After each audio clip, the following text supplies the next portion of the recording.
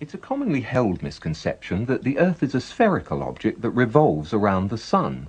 But the fact is, of course, that the Earth is a circular dish surrounded by a barrier of ice that explorers have been attempting to penetrate for centuries. 2,000 years ago, an Egyptian scholar by the name of Eratosthenes performed an experiment that he claimed proved the Earth to be a sphere. However, there are serious doubts about the accuracy of his data and his scientific procedures. Dr. Leo Ferrari explains. Oh, the Eratosthenes experiment is an experiment supposedly conducted in the 1st century, whereby this ingenious person was supposed to have proved, I say that in quotes, that the Earth was a sphere of some 4,000 miles radius. Eratosthenes one day noticed that the sun was directly overhead in Syene, whereas he noticed that on the same day, at the same time, the sun made an angle of 7.2 degrees to the vertical at Alexandria, which was some 530 miles away. How did Eratosthenes in the 1st century know what the sun was doing on the same day in two places which are 530 miles apart? One can take all those same data, knowing that the Earth is flat. In one place you have the sun directly overhead, and at another place, at the same time, at 530 miles away, let us suppose that it does make an angle of 7.2 degrees to the vertical. Then we have a right-angled triangle, which it can be easily shown that the sun is some 4,000 miles up in the sky. These superficial, even, considerations show that it's impossible. The whole thing, it's a story, a fairy story made up and mindlessly repeated in textbooks. Fortunately, not all scientific arguments are based on such questionable research. The Greek astronomer Ptolemy determined to everyone's satisfaction that the Earth is flat, circular, and the central body in the universe.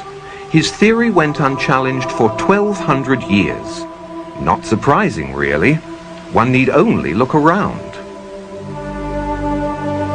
However, the notion that it was some other shape gained some acceptance during the Renaissance. These were impoverished times. Most writers, artists, and scientists could not support themselves through their work. They depended on the patronage of the upper class. Consequently, creative and original thinking men let their imaginations run rampant in order to attract support. In 1543, the Polish astronomer Copernicus suggested the bizarre notion that the Earth is a round ball that circles the Sun. But his book emphasized it was only a hypothesis.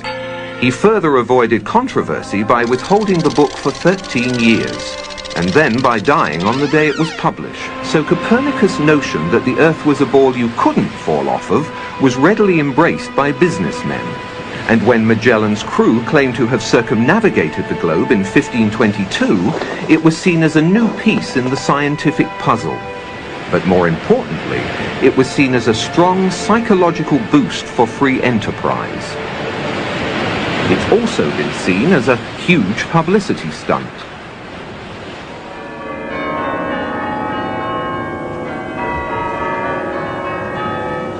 The argument, for all practical purposes, came to an end when the Church of England was established by law during the 16th century.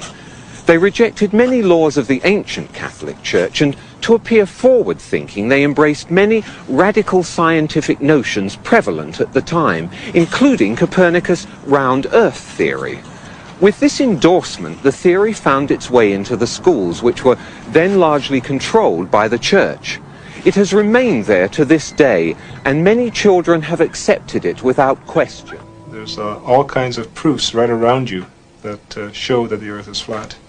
A very simple one to think of is that we use plumb bobs to build buildings. In other words, to get the wall of a building going straight down, you'll take a string with a heavy weight hanging from it, and you make the building follow that string. That plumb bob will point to the center of a round Earth. That means that if you imagine that this was the correct Earth, you can imagine a plumb bob held here would point in that direction, and a plumb bob held here would point in that direction. That means the buildings would be bigger on the top than at the bottom. It would also mean that boats would constantly be sailing downhill. And invariably, in any discussion about the shape of the Earth, the first argument used in support of its rotundity is that as ships sail out to sea, the tops of their masts are visible longer than the hull. The fact is, of course, that the light rays from the lower part of the ship are no longer reaching the shore. The sailor thinks that he's traveling around the Earth this way, when in effect he's traveling around the Earth this way. And he's creating a circle. He's moving in a continuous direction around. He goes through the various parts of the circle, and he comes back where he started from, swung around this way. Does running round your neighborhood prove that the neighborhood is round? Samuel Burley Rowbottom, better known throughout the scientific community as Parallax. In 1881, he had published this book, Earth Not a Globe. Outlining dozens of experiments performed over many years, it quickly became the standard authority for anti-globularists. Perhaps the most significant experiments were those carried out on a canal known as the Old Bedford Level. Located in Cambridgeshire, England, the canal is perfectly straight over an uninterrupted 6-mile stretch. While there, Parallax conducted many experiments, all towards one conclusion: to prove that the surface of the water in the canal was indeed perfectly flat. In one experiment, a boat carrying a flag rowed from one bridge to another 6 miles away. An observer with a telescope placed 8 inches above the surface of the water found that the flag and the boat were distinctly visible throughout the entire distance. If the Earth is a sphere with a circumference of 25,000 miles, then over a distance of 6 miles, the second bridge should mathematically be 16 feet below the observer's eye line.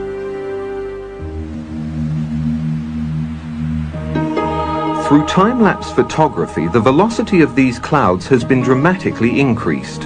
While they were actually drifting over the mountains at approximately 27 miles per hour, they now have the appearance of moving at well over 100, 4 times their normal speed. If the clouds were stationary and the Earth was revolving underneath them, this is how it would appear if the Earth was spinning at 100 miles per hour. Yet we're told that the Earth is spinning at 10 times that speed. Consider this. Those who maintain that the Earth is a globe that spins suggest that people standing at the equator are being whirled around at approximately 1,000 miles an hour. They further maintain that the Earth is spinning around the Sun at a speed of 67,000 miles per hour, and that our Sun is supposedly racing around the center of our galaxy at some 600,000 miles per hour. And yet, you and I both know that on many days it's possible to stand outside without a single hair being messed up by the breeze. You put your hand outside a window of a car which is going even at 80 kilometers per hour, a terrific wind goes blasting by and pushes your hand back. Imagine putting your hand outside the window of a car that's going 1,600 kilometers per hour. It would just take your hand right off. With a sphere of 4,000 miles radius being spun round once every 24 hours, a little bit of calculations will show that that person there is being spun round at about 1,000 miles an hour and doesn't know it. I mean, this is obvious nonsense. You go on a merry-go-round and it goes, I doubt, more than 10 miles an hour, and you get off all dizzy. You mean to tell me that people can be spun round at approximately 1,000 miles an hour and not know it? Why, if this is so, this whole room that we're in is supposedly being spun round at something of approximately that order of speed, and we don't know it. There's all kinds of evidence for the phenomenon of what's called continental drift. This means that the continents are able to move as if they're floating on a fluid. Now, if the Earth is spherical, and if it's spinning, anybody knows that if this is spinning very, very, very fast like that, that the continents should all be located at the equator, because centrifugal force would move the continents from the poles to the middle. One of the real big problems that maybe is a little bit easier to understand, sound doesn't travel nearly that fast. So, for example, if you're at the equator and you wanted to shout to warn somebody, it's quite possible they could never hear you, because if you're shouting, say the Earth was spinning in this direction, and you were shouting in that direction, the sound could never catch up to the person who's, of course, being carried away by the Earth. Now, an interesting thing happens at the ends of the Earth. You see, when you go from on a car trip from point A to point B, you're moving through what's called space, and it takes time to get through space. But if there is space, there must also be non-space. It's kind of like saying, if there is wet, there must be dry. You can't have one without the other. It's obvious. So when you get the end of the pizza model of the Earth, you're actually moving from space into non-space. Now you can move through non-space in no time. See, it takes time to move through space, but it takes no time to move through non-space. As they cross the Earth, they will then go into this non-space region. They will instantly then be able to reappear back where they started by taking a non-space route.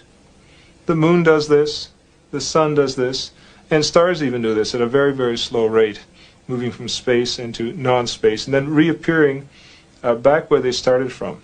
This is due to a property of reflectivity and complementarity that is a well-known phenomenon.